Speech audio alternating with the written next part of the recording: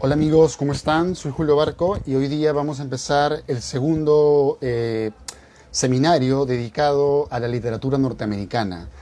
La semana pasada hablamos del escritor Herman Melville y hoy día vamos a conversar sobre William Faulkner. Vamos a esperar que algunos amigos más se conecten a esta transmisión para poder lanzarnos con el tema de hoy. Les voy comentando, amigos, que estamos organizando diferentes movidas a través de esta página que es Lenguaje Perú, que ustedes pueden seguir. Estamos haciendo, por ejemplo, los días miércoles, que si ustedes me siguen los miércoles, estamos organizando un seminario dedicado a Octavio Paz. Esta semana terminamos justamente todo el seminario. Y bueno, el fin de esos seminarios, como ustedes ya saben, es transmitir literatura, reflexionar sobre autores y hablar sobre todo tipo de movidas, corrientes que nos brinden más información sobre la literatura. Hoy día vamos a hablar de este autor que es William Faulkner. Acá tengo justo uno de sus libros más conocidos, que es El sonido y la furia. Y pensaba cuando inicié este seminario, justo pensaba en lo curioso que es Faulkner como escritor, ¿no? Si nos ponemos a pensar, por ejemplo, en un escritor como Gustave Flaubert, un escritor francés que es el autor de Madame Bovary. Por ejemplo, Flaubert es un escritor que tiene una vida más disciplinada, un escritor que tiene una vida más dentro de un orden social. En cambio, Faulkner es un escritor vagabundo, es un escritor que está moviéndose, que está buscando lugares donde trabajar, que no se queda en un lugar, no es un escritor sedentario. Hablamos de un escritor que recorre una parte muy importante de Estados Unidos, que como ustedes saben, Estados Unidos es una potencia, sin embargo tiene muchos lugares que son pues bastante olvidados. No se olviden que Estados Unidos, a pesar de ser potencia, en ese momento y ahora incluso, tiene mucha pobreza y tiene mucha gente viviendo en la marginalidad. Entonces, William Faulkner es una voz de esa generación, de esa época. No podemos olvidar que Faulkner pertenece a lo que se llamó la generación perdida, ¿no? La generación perdida es una generación interesante, ¿no? Ahí tenemos, por ejemplo, a Hemingway, tenemos, por ejemplo, a John Dos Passos, que también es otro autor. Por ejemplo, John Dos Passos es un autor que quiere, de alguna forma, dibujar la metrópoli, dibujar la urbe moderna, pero Faulkner no, Faulkner quiere dibujar más bien, y él va a crear una ciudad mítica, ¿no? Que es Yoknapatawpha, ¿no? Y justamente Yoknapatawpha es justamente un espacio que vamos a encontrar rodeado de la marginalidad, ¿no? Faulkner es un escritor que nace desde esa urbe en la periferia, donde de alguna forma tiene que, pues, observar diariamente la discriminación, el trabajo, el maltrato de mucha gente, la pobreza, y cómo esa pobreza a veces lleva a que mucha gente crea en la religión, a que mucha gente viva atado al trabajo, a que mucha gente viva pues un sufrimiento, ¿no? Y bueno, acá tengo, como les digo, El sonido y la furia, y quiero leerles un fragmento para empezar este seminario. Entonces les contaba, ¿no? La generación perdida. En la generación perdida tenemos, como les digo, a Hemingway, tenemos, como les digo, a John Dos Passos. Hemingway, por ejemplo, es un autor más vital, ¿no? Él tiene un libro que se llama París era una fiesta. Si ustedes leyeron París era una fiesta, van a ver que es un libro en el cual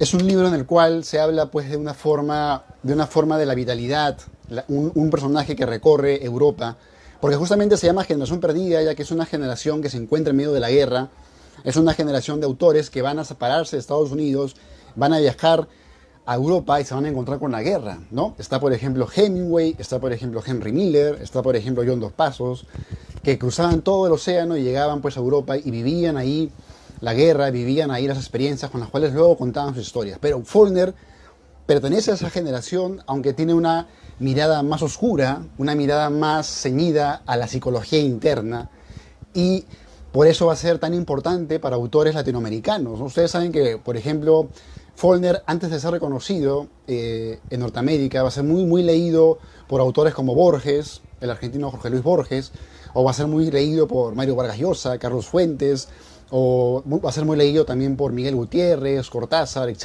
Entonces, vamos a ver que la literatura de Faulkner tiene mucha relación también con Latinoamérica, con esa Latinoamérica que vivimos en la urbe, en los barrios, o en la marginalidad. Entonces, de alguna forma también pienso que, si ustedes han escuchado hablar de esa escritora que se llama Carson McCullers, ¿no?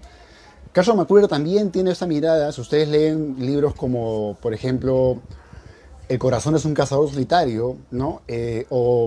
Balada del café triste, se van a dar cuenta que los espacios, el contexto donde se desarrollan esas historias, básicamente pues son las periferias de la urbe, ciudades al sur, y que tienen como una característica constante la pobreza, la religión exacerbada, etc. Entonces, como les digo, Faulkner es un escritor, pues, nómade, un escritor vagabundo, que no solamente va a quedarse en su casa de una forma como un escritor como Lezama Lima o como Gustavo Froeck, sino va a estar viajando, va a tener muchos trabajos y se va a dedicar en su vida, por ejemplo, va a tener un trabajo en el cual se va a dedicar a echarle leña a un fuego, a trabajar en calderas, a trabajar también como en una oficina postal, entonces, o trabajar como albañil. O sea, va a tener una vida activa que lo va a llevar también a conocer mucho de ese lado de Norteamérica, ¿no? Y él va a empezar a escribir justamente cuando tiene una amistad con otro escritor que es Sherwood Anderson, ¿no? Sherwood Anderson es un escritor que también tiene esa mirada hacia ese tipo a esa Norteamérica profunda, digamos, y esta relación con él va a llevar a que Faulkner también de alguna forma adquiera esa trascendencia, esa necesidad también expresiva de querer darle voz a esos espacios, ¿no? Algo más también que me parece interesante de Faulkner es la dedicación que tiene Faulkner, ¿no? Estaba leyendo una entrevista que le hacían a Faulkner muy interesante, donde él hablaba de lo mucho que se pasaba leyendo, estudiando.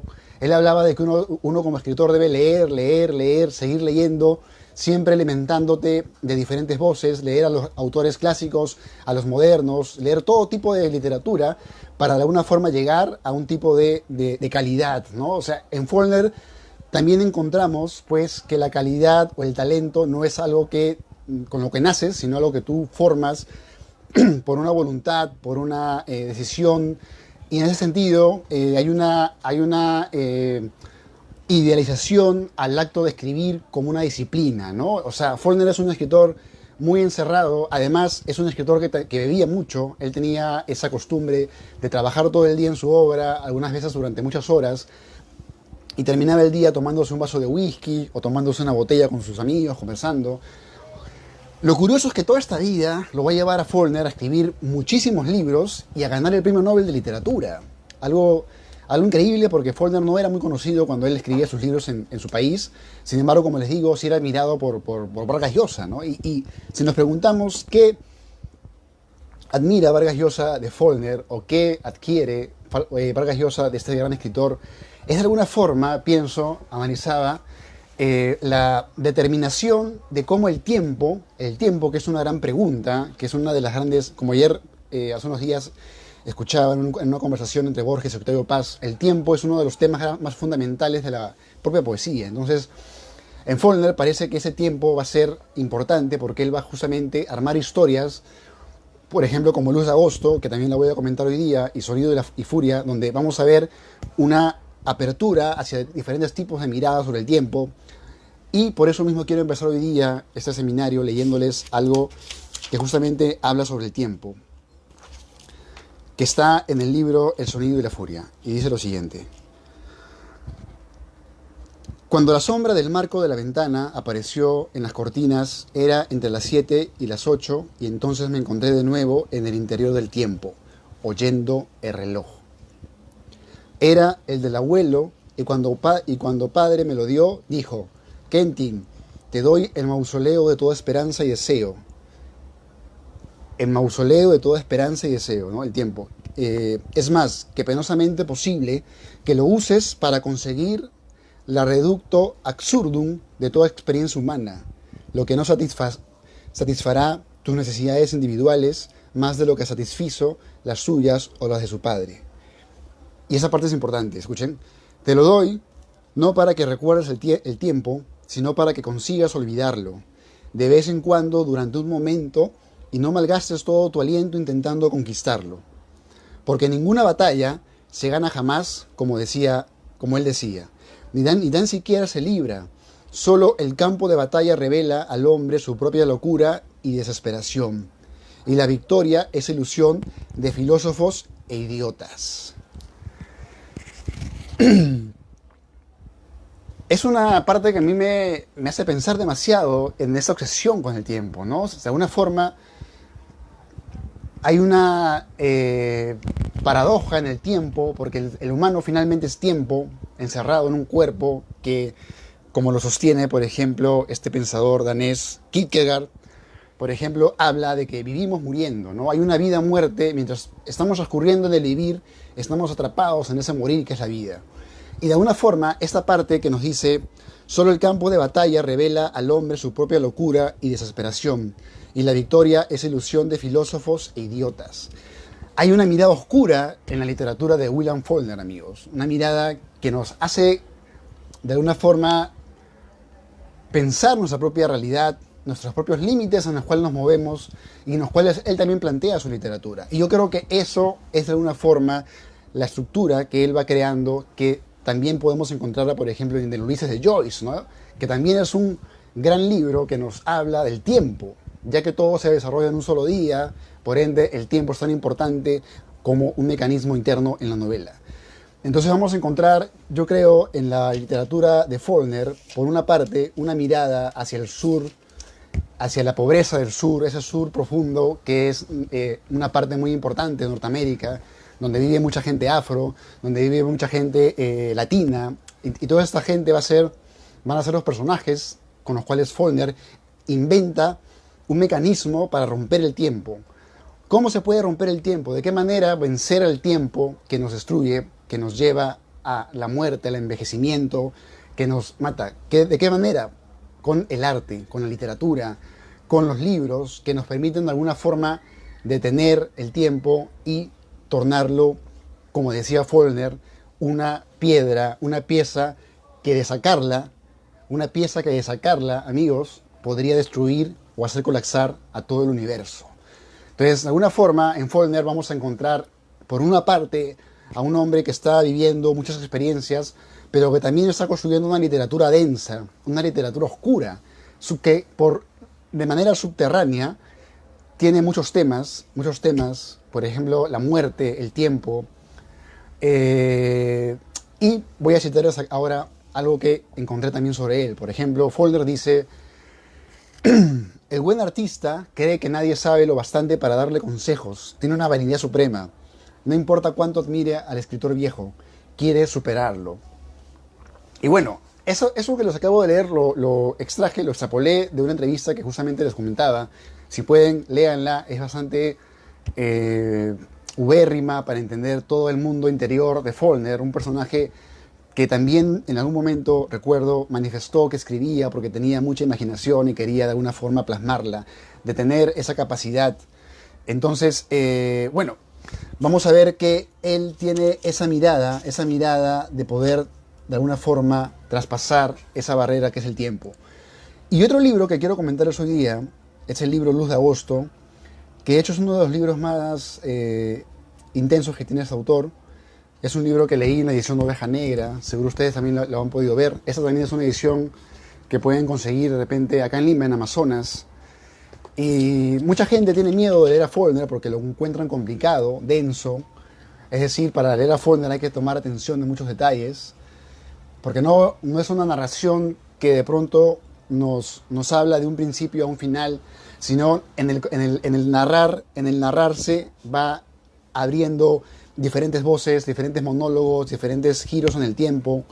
Si ustedes, por ejemplo, leyeron Conversación en la Catedral de Vargas Llosa, van a darse cuenta de que él también construye como una especie de catedral muy faulkneriana, ¿no? Donde él también juega con el tiempo, incluso en diálogos. Un diálogo pertenece a un tipo de tiempo, otro diálogo pertenece a otro tipo de tiempo, y eso genera una maquinaria compleja que, si no te tomas atención cuando lo lees, te puedes confundir. Y en Luz de Agosto es un libro que recorre pues la vida, como les digo, hacia el sur, una vida religiosa, una vida donde se mezclan todas las posibilidades que puede dar la pobreza en un país tan grande como Estados Unidos. Y vamos a leer algunas partes que justo estaba revisando. Como les digo, es un libro que yo leí hace muchos años y para ese seminario lo volví a encontrar. Y vamos a leer, a ver una parte.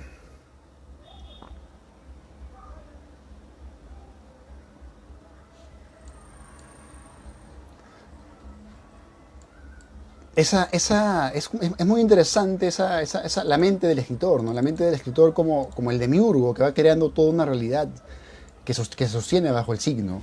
Y por ejemplo, el Luz de Agosto empieza y dice: sentada en la orilla de la carretera, con los ojos clavados en la carreta que sube hacia ella, Lena piensa: he venido desde Alabama un buen trecho de camino, a pie desde Alabama hasta aquí, un buen trecho de camino. Mientras piensa, todavía no hace un mes que me puse en camino y heme aquí ya en Mississippi. Nunca me había encontrado tan lejos de casa, nunca. Nunca, desde que tenía 12 años, me había encontrado tan lejos del aserradero de Doane. Hasta la muerte de su padre y de su madre, ni siquiera había estado en el aserradero de Doane. Sin embargo, los sábados, 7 u 8 veces al año, iba a la ciudad en la carreta. Vestida con un trajecito de confección, colocaba de plano sus pies descalzos en el fondo de la carreta y sus botas en el refrescante, junto a ella, envueltas en un pedazo de papel. Se ponía sus botas justo en el momento de llegar a la ciudad. Ese detalle, ¿no? Cuando ya era algo mayor, le pedía a su padre que detuviera la carreta en las cercanías de la ciudad para que ella pudiese descender y continuar a pie. No le decía a su padre por qué quería caminar en lugar de ir en el carruaje. El padre creía que era por el empedrado bien unido de las calles, por las aceras lisas. Pero Lena lo hacía con la idea de que al verla ir a pie, las personas que se cruzaban con ella pudiesen creer que vivía también en la ciudad. Tenía 12 años cuando su padre y su madre murieron, el mismo verano, en una casa de troncos compuesta de 3 habitaciones y de un zaguán. No había rejas en las ventanas. El cuarto en que murieron estaba alumbrado por una lámpara de petróleo cercada por una nube de insectos revoloteantes, solo desnudo, pulido, como vieja plata en el roce de los pies descalzos. Y bueno, como ven ustedes, es una narración, empieza con un personaje que es Lena justamente, que va a mudarse a este lugar y ahí van a ocurrir muchos sucesos. Y más abajo vamos a encontrar lo que le pasa a un conserje, ¿no? Que es quizá el personaje más interesante de toda esta historia. Porque mientras todos los personajes, de alguna forma, de Faulkner, tiene esa gran capacidad observadora de generar personajes muy, muy pintorescos, el conserje de alguna forma encierra, pues, como por ejemplo en la semana pasada que hablábamos de Ahab, ese capitán enloquecido que quería atacar a Moby Dick. Algo parecido a este conserje, Hattonware me parece que se llama, y vamos a leer por acá abajo lo siguiente, ¿no? Que es una escena donde él conversa. Pero antes quiero leer esta escena de acá, que también me parece muy interesante. Es muy interesante un detalle que cuando Faulkner gana el Nobel de Literatura, algunos tienen la anécdota que él va a recibir su Nobel con bastantes copas encima, ¿no? Lo que hace ver un poco lo poco circunspecto o formal que terminaba siendo. Sin embargo, como artista, como les digo, era dedicado un 99% a su trabajo, ¿no? Y luego dice: la carreta avanza lentamente, pero sin pausa, como si en la soledad llena de sol de la inmensa campiña escapase de las leyes del tiempo y de la prisa. Otra vez la idea del tiempo, ¿no? Las leyes del tiempo y de la prisa. Hay 12 millas desde el almacén de Barner hasta Jefferson. Llegaremos antes de la hora de comer, dice Lena. El conductor escupe. Podría ser, dice. Probablemente no la ha mirado todavía, ni siquiera cuando subió a la carreta. Y, al parecer, ella tampoco la ha mirado, ni le mira ahora. Supongo que va usted a menudo a Jefferson. Él dice: más de una vez. La carreta avanza entre crujidos, campos y bosques. Parecen suspendidos a una distancia inevitable, mediatizadora. Parecen que a la vez estáticos y fluidos, rápidos como espejismos, y sin embargo la carreta los deja atrás. Por casualidad, ¿no conocerá en Jefferson a un tal Lucas Brunch? ¿Brunch? Voy allí en su busca. Trabaja en el aserradero. No, dice el carretero. Creo que no lo conozco. Pero hay más de una persona en Jefferson a quien no conozco. Probablemente estará allí. Ojalá, así lo espero. Y bueno, y esa parte sigue con la misma personaje que va con Lena, que sigue llegando a esa ciudad, al aserradero. Pero quiero verles a ustedes esta tarde algo también que me parece muy, muy importante, que es el diálogo que mantiene este sacerdote, ese conserje, que tiene toda una mirada muy, muy curiosa, porque además él está fascinado con la Biblia, está de alguna forma... A ver, acá. Si el amor ha existido alguna vez, cualquier hombre o cualquier mujer tendría razón para creer que Byron Bunch lo ha olvidado. O más bien él, el amor, ha olvidado a este hombrecillo que ya no cumplirá la treintena y que desde hace 7 años pasa 6 días de la semana en el taller de acepillado, introduciendo tablones en las máquinas. ¿No? Toda esa mirada que viene de los aserraderos, donde se trabajaba, los carpinteros trabajaban la madera, ¿no? Pasa también allí sus tardes de sábado, solo, mientras los demás obreros callejean por la ciudad con sus trajes de domingo y sus corbatas, presas de esa sociedad terrible, reticente y sin objeto de los hombres habituados al trabajo. Esta parte del trabajo es muy interesante, ya que en una entrevista Faulkner habla de que el humano es el único animal que está todo el día condenado al trabajo y solo puede, según Faulkner, ser libre en el sexo, en la comida y cuando duerme, ¿no? Y todo lo demás es trabajo y se va consumiendo en el trabajo, ¿no? Byron dedica sus tardes de sábado a cargar las tablas acabadas en los vagones de mercancías porque solo no puede manejar la acepilladora. Todos esos detalles, ¿no? La cepilladora, las tablas, o sea, la vida de los carpinteros, la vida de los obreros del sur de Estados Unidos. Y él mismo vigila la hora hasta el segundo final en que suena un imaginario toque de sirena. Los otros obreros, la ciudad misma, o al menos esa parte de la ciudad que se acuerda de él, que piensa en él, creen que hace eso por aumentar un poco el salario que percibe. Tal vez esta sea la razón. El hombre sabe muy poco de su prójimo. A nuestros ojos, los hombres y las mujeres obran por los mismos motivos que nos empujarían a nosotros si estuviésemos lo bastante locos para obrar como ellos. En realidad, solo hay un hombre en toda la ciudad que podría hablar de Bunch sin correr el peligro de equivocarse demasiado. Y la ciudad no sabe que Bunch y ese hombre se conocen, ya que solo se ven y se hablan por las noches. Ese hombre se llama Hightower. Y como les digo, Hightower es el personaje más interesante de esta novela porque es un personaje mítico encerrado. Imagínense ustedes en su barrio ese personaje medio friki encerrado en sus ideas, que de pronto está también conectado con la sociedad, pero también apartado en meditación. 20 años antes era pastor, o sea, conserje, ¿no? En uno de los templos más importantes, en el más importante tal vez. Solo este hombre sabe a dónde va Bunch todos los sábados por la tarde, a la hora en que la sirena imaginaria suena o cuando el gran reloj de plata de Bunch le avisa.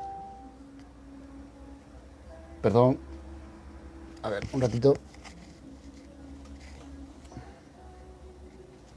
Y ahora sí.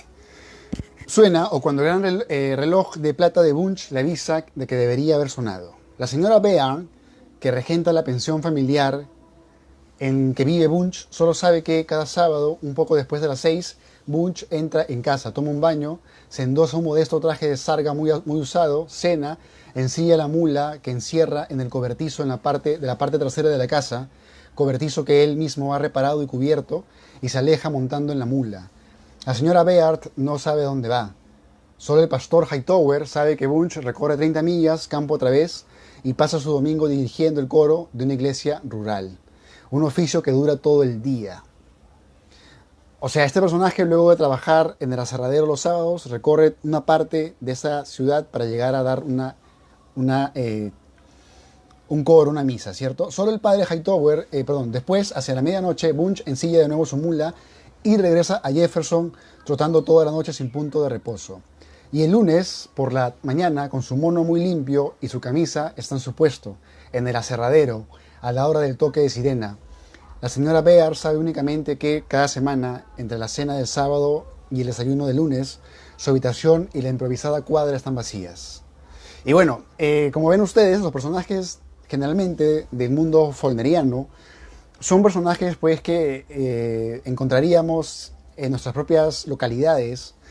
No tiene otra fascinación que retratar como lo haría, por ejemplo, un Balzac o como lo haría el propio Joyce, ¿no? Si ustedes leen el Ulises, van a encontrar también que los elementos con los cuales Joyce hace su obra son los elementos que él observa en su día a día.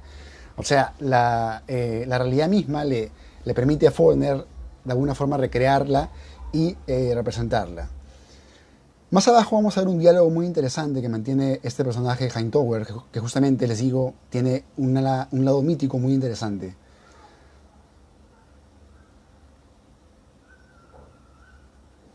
Otro libro, como les digo, es este de acá, ¿no? Que ahorita vamos a conversar, que es Sonido y Furia, que también es otro libro bastante complejo para desentrañar y hay bastantes detalles que uno puede ir analizando. Por una parte la construcción, por otra parte los personajes, por otra parte el universo narrativo, por otra parte la densidad narrativa, la psicología de cada personaje también es muy importante.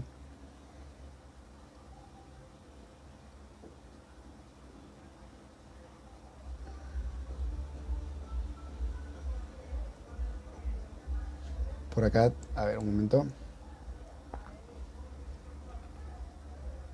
Acá.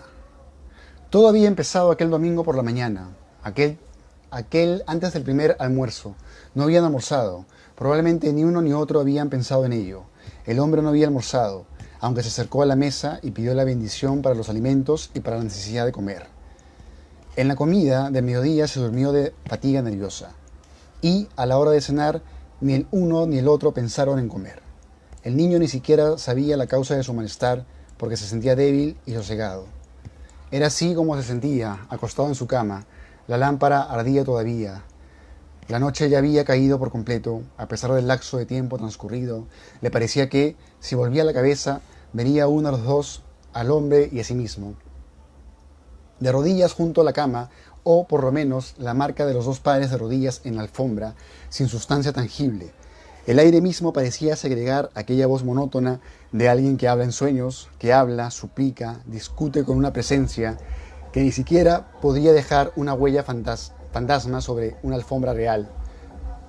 El niño reposaba así, tendido sobre la espalda, con las manos cruzadas sobre el pecho, como una estatua sepulcral, cuando volvió a oír unos pasos en la estrecha escalera. Bueno, son partes narrativas que ustedes pueden observar las herramientas que utiliza Faulkner, pero por aquí voy a encontrar ese diálogo que les quiero leer que mantiene el conserje, que me parece muy logrado también.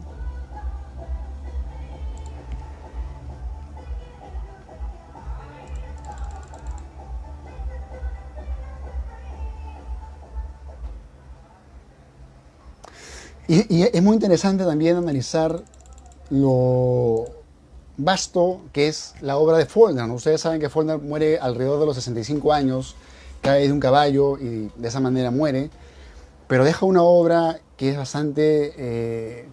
se conecta incluso también dentro de su propia construcción, dentro de su propio universo.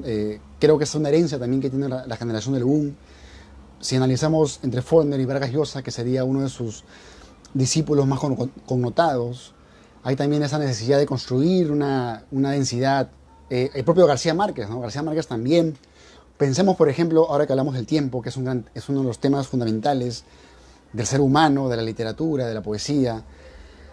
García Márquez, que también es faulkneriano y que de hecho también recoge pues, en su narrativa ese lado colombiano, ¿no? Que no es precisamente la metrópoli, sino que es Macondo, por ejemplo. Macondo, que es una ciudad que va a nacer durante 100 años, que va a contar toda esa historia y la forma, incluso el nombre, ¿no? Ya nos da una idea del tiempo, ¿no? 100 años de soledad, ¿no?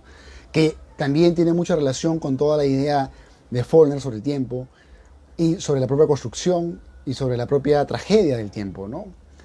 No olviden, por ejemplo, lo que decía Sartre, ¿no? El hombre es una pasión inútil, ¿no?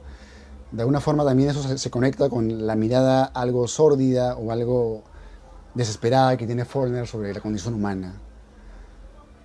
Y hablando de García Márquez, cuando ustedes lean Cien años de soledad van a ver también que la construcción de Cien años de soledad, cuando hablo de construcción narrativa me refiero a la forma en la cual está contada la novela. Ustedes saben que a partir de cierta época empiezan a crearse otro tipo de narrativa, otro tipo de construcción. De hecho, ya por ejemplo, un libro como El Quijote o un libro como, por ejemplo, este libro eh, que se llama, que son dos tomos, que lo tengo justo acá, Moby Dick, no, pero Las Mil y Una Noches. Las Mil y Una Noches también, por ejemplo, tiene una construcción. Cuando ustedes analizan Las Mil y Una Noches, por ejemplo, me estaba olvidando, me recuerda mucho a la construcción que tiene Faulkner, ¿no? Porque si ustedes leen Las Mil y Una Noches, se van a dar cuenta que tiene una construcción arquitectónica muy ordenada, que de alguna forma nos permite observar que es un trabajo como de, pongámosle este término, como de ingeniería prosística. No es solamente una narrativa como la de Henry Miller, que es una narrativa verborreica que está maquillada por la intuición, no, o sea, no es una narrativa más compacta. Cuando ustedes lean, por ejemplo, Las Mil y Una Noches, van a darse cuenta de que también hay esa complejidad en cada diálogo que se van contando, las historias que están dentro de otras historias, y toda esa construcción parece de alguna forma una geometría, hay una geometría interior que, bueno, según Faulkner, leyendo sus entrevistas, él no recomienda que los escritores aprendan técnica, porque supuestamente la técnica, según él, ya está dentro de su propio crear, ¿no? O sea, él no es demasiado crítico, vean, o sea, él no es demasiado académico con su propia literatura. Sin embargo, su literatura es más apreciada por académicos y por justamente gente que lee y tiene esa capacidad de comprensión lectora para leer a Joyce, para leer a Faulkner o para leer a Virginia Woolf, ¿no? Por ejemplo, Virginia Woolf también es otra escritora, también de esa época, que justamente apela a la cuestión del tiempo, ¿no? Si leen ustedes Las Olas, Alfaro, van a darse cuenta también que hay un estudio sobre el tiempo, personajes que van creciendo, que van hablando de manera coral. La novela moderna ya no es solamente una voz, sino hay una coralidad también de miradas de tiempo sobre las cuales se va armando. Pero como les digo, esa modernidad ya la encontramos en Quijote, la encontramos en otro tipo de narrativas más antiguas, en tiempo, pero no en cuanto a mente o tecnología para construirlas, ¿no? Y bueno, a ver, vamos a leer por acá una parte más de este libro y luego vamos a pasar al siguiente.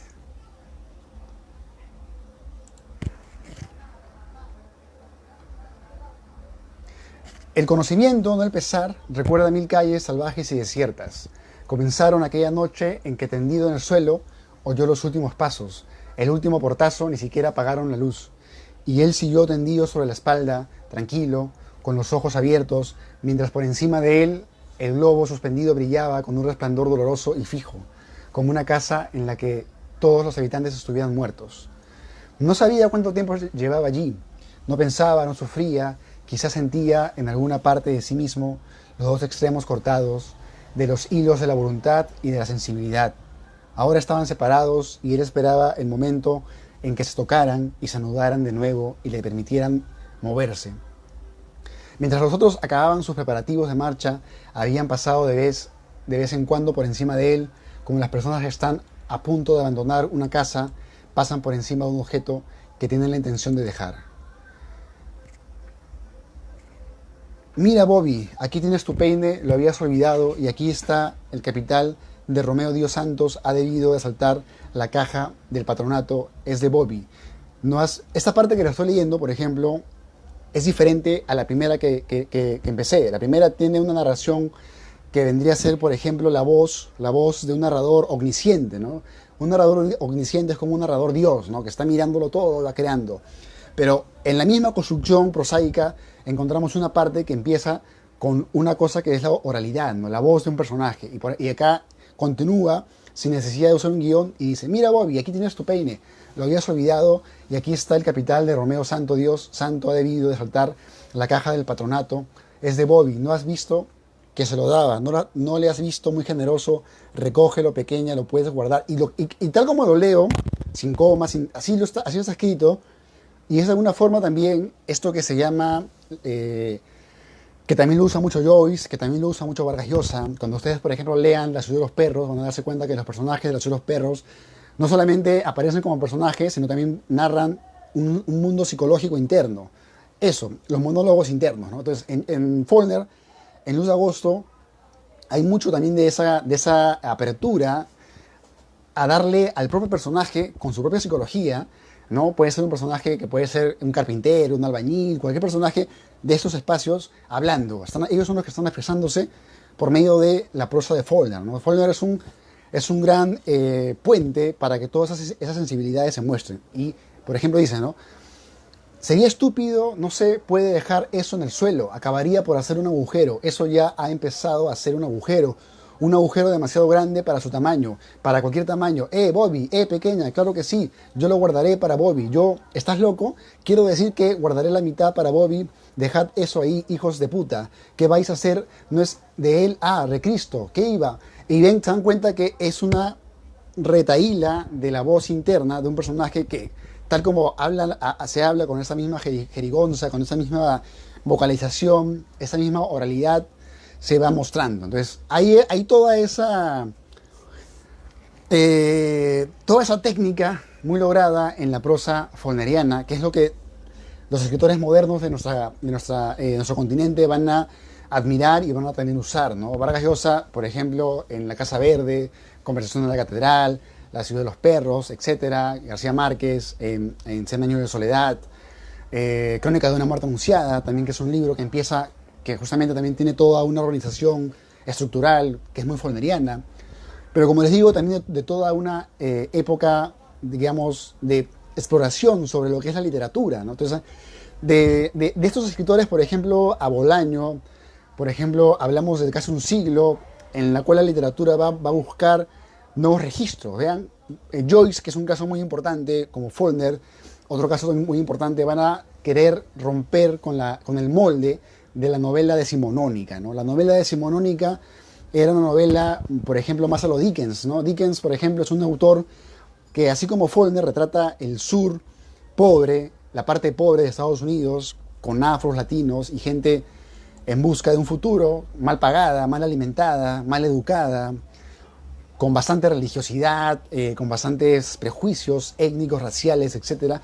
Igual Dickens va a ser también un lector de su sensibilidad, ¿no? Si hacemos una comparación entre la literatura inglesa y la literatura norteamericana, ¿no? Entonces va a haber ahí un diálogo en tanto tema, pero no en tanto construcción o arquitectura interna, y ahí es donde Faulkner tiene un logro y tiene un valor, ¿no? Como también, como les digo, Woolf, como también Joyce, y como sus herederos, que vendrían a ser la generación del boom, que es una generación que también busca ese tipo de arquitectura. El propio Bolaño, si ustedes leen a Bolaño, Los Detectives Salvajes, tiene 3 partes que también nos muestra una multiplicidad de registros en el tiempo, en los personajes, un collage, un mural, que viene a ser también una búsqueda de romper la novela, de abrir la novela y llevarla a otro plano.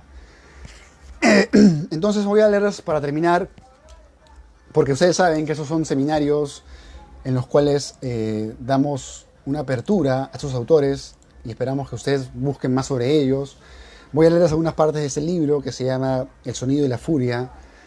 Hermoso título, ¿no? El sonido y la furia, un título poético, un título vehemente, que nos habla, pues, de la violencia con la cual también se escribe. Esa violencia que está precisamente en el propio pulso de esas sociedades, ¿no? Son sociedades muy complicadas en las cuales Faulkner vive, ¿no? Por ejemplo, Faulkner trabajó en una época en un prostíbulo, ¿no? Ustedes saben, él tenía ahí su oficina y él trabajaba ahí como conserje y hacía negocios con la gente que llegaba. Entonces tuvo todo tipo de trabajo, incluso trabajos que no necesariamente son literarios o intelectuales, pero todo eso le sirvió para crear su mundo interno, para crear su literatura, que no necesariamente, pues, es una literatura moral, ¿no?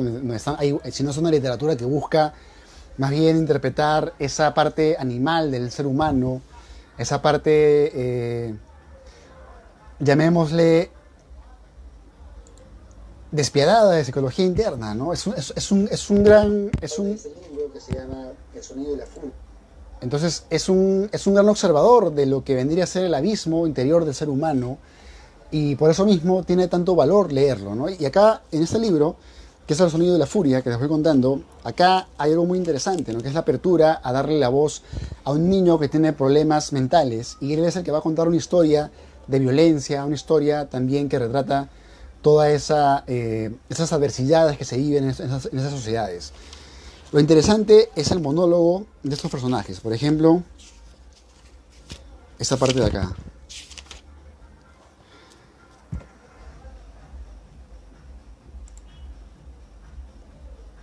A ver, leo por acá. Dicen que Faulkner es el maestro del boom latinoamericano. Claro, muy bien, sí.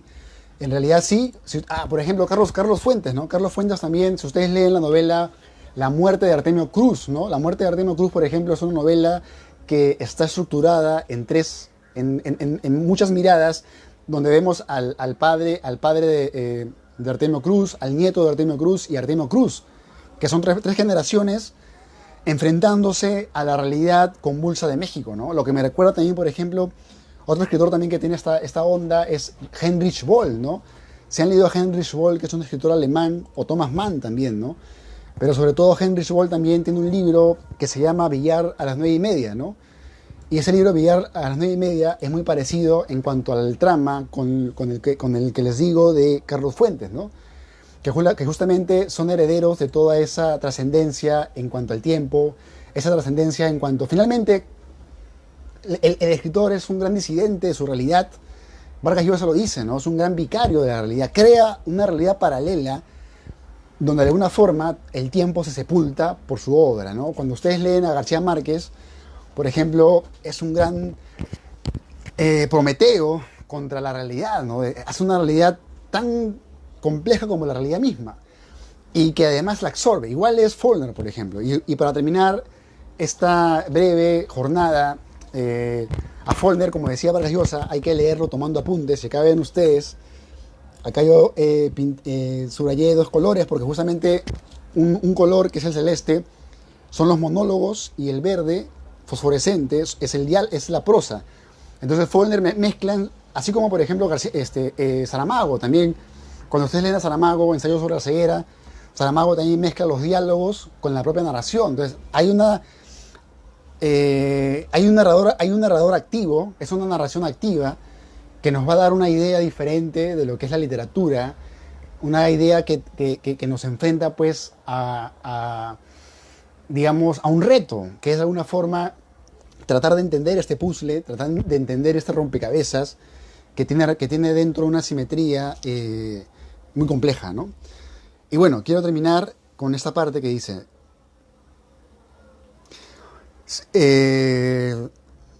y en cuanto me di cuenta de que ya no lo podía ver, empecé a preguntarme qué hora sería. No, los voy a leer un poco más arriba, porque la parte de arriba es más interesante.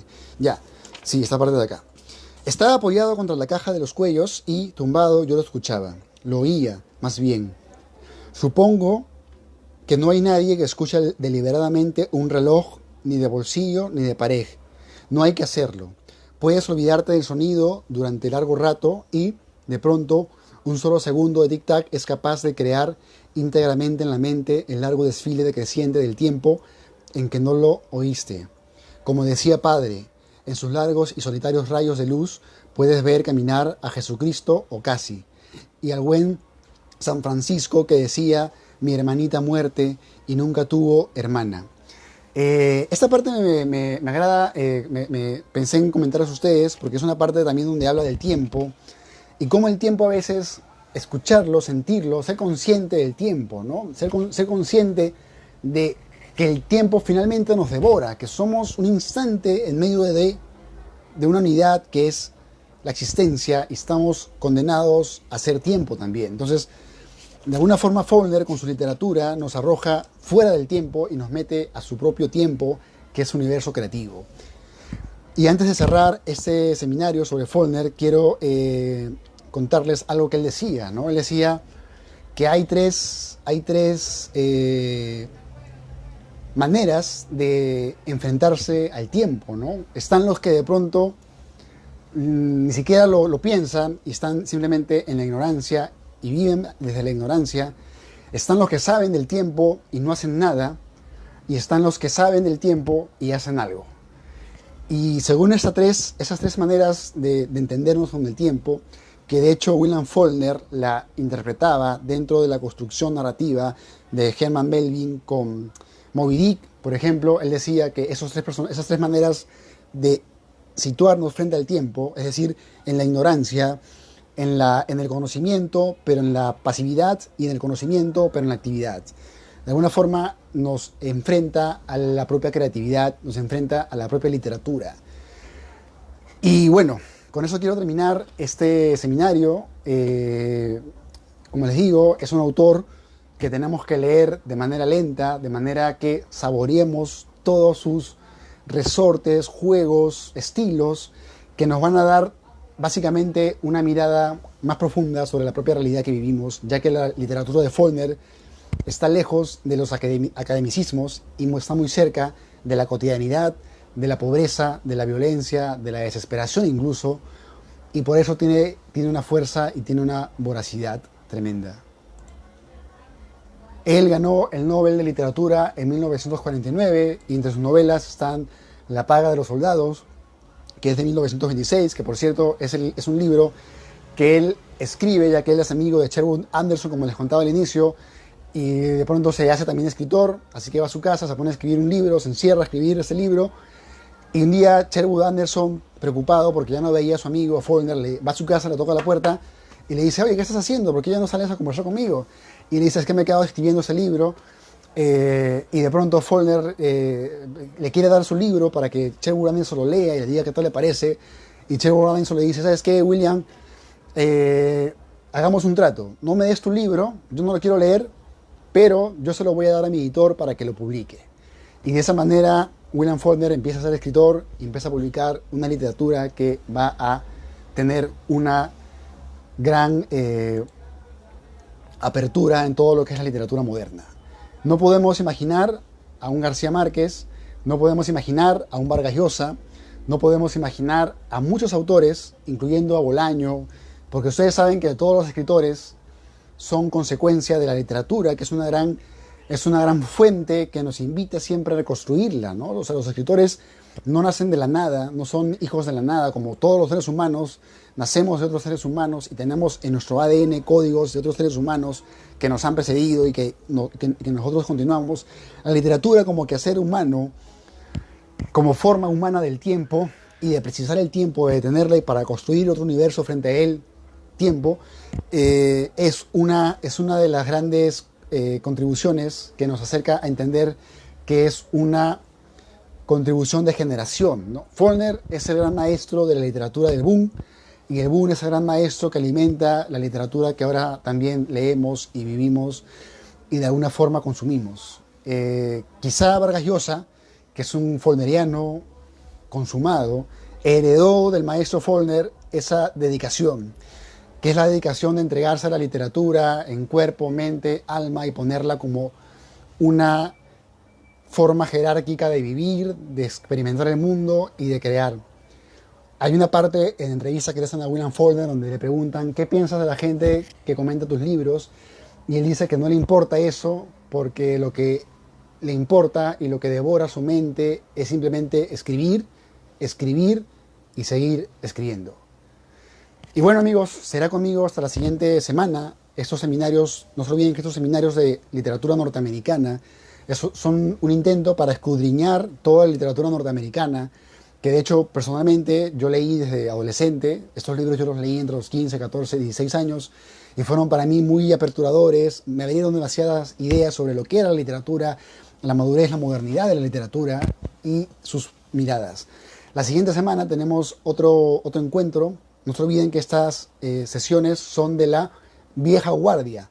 Y cuando caemos las 4 viejas guardias, vamos a empezar con la nueva guardia, que son narradores de esta época, o sea, narradores que son narradores de 50 o 40 años en periferia. Además, quiero invitarlos al día miércoles, que voy a dar el último seminario de Octavio Paz, y que es un seminario que va a estar genial porque he estado leyendo mucho Octavio Paz y cada vez lo admiro más. Les invito a que descubran su obra, y voy a cerrar el seminario de Octavio Paz el día miércoles a las 7 de la noche, hora peruana, hablando de un libro que se llama La llama doble, que es uno de los ensayos más interesantes sobre la sexualidad, el amor y la poesía que nos dejó el premio Nobel mexicano Octavio Paz. No se pierdan ningún seminario. Soy Julio Barco y si les gustó esta transmisión, no se olviden que por YouTube pueden buscar otras transmisiones poniendo Julio Barco, seminarios, y conmigo será, amigos, hasta una segunda o siguiente oportunidad.